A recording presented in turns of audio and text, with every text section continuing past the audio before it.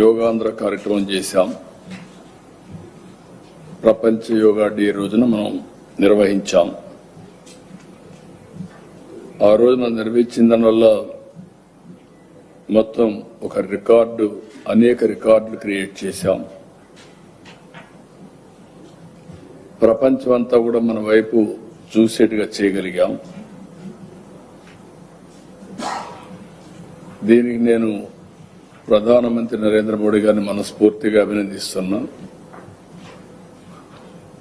ఏదైతే యోగా అందరూ మర్చిపోయినప్పుడు, లేకుంటే అంత ఆదరణ లేనప్పుడు, మర్చిపోయారని అనగానే అంత ఆదరణ లేదు, అలాంటి యోగాని మళ్ళీ మెడిటేషన్, యోగా, ప్రాణాయామాన్ని, అదే మరి ఆయుర్వేద, మన వారసత్వ సంపదని ప్రపంచానికి అందించిన వ్యక్తి నరేంద్ర మోడీ గారు, ప్రధానమంత్రి గారు. ఇందులో మనం చూస్తే ఒక 2 గిన్నిస్ రికార్డులు వచ్చాయి. 26 వరల్డ్ బుక్ ఆఫ్ రికార్డ్స్ తో పాటు స్కాచ్ అవార్డు కూడా మనకు వచ్చింది. 2,44,00,000 మంది ఈ కార్యక్రమంలో పేర్లు నమోదు చేసుకున్నారు. 1,91,00,000 మందికి సర్టిఫికెట్లు అందించాం. 1,53,000 మంది ట్రైనర్స్ తో నిర్వహించాం. అయితే ఇది ఒక ఈవెంట్ గా కాకుండా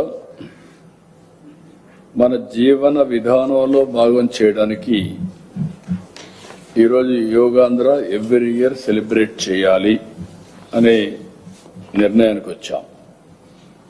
అందుకే ఈ సంవత్సరం యోగాంధ్ర 2026 కార్యక్రమాన్ని నిర్వహిస్తున్నాం. ఈసారి కూడా మినిమం 1 కోటి కంటే తగ్గకుండా, పోయినసారి ఏవైతే స్టాండర్డ్ ఆపరేషన్ ప్రొసీజర్స్ చేశామో ఆ స్టాండర్డ్ ఆపరేషన్ ప్రొసీజర్స్ అన్ని ఇష్యూ చేస్తున్నాం.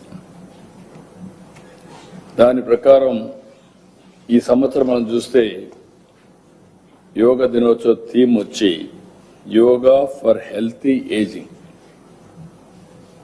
అంటే వృద్ధాప్యంలో కూడా ఆరోగ్యంగా జీవించడానికి యోగాని ఏ విధంగా జీవన విధానం చేసుకోవాలనేది మెయిన్ థీమ్.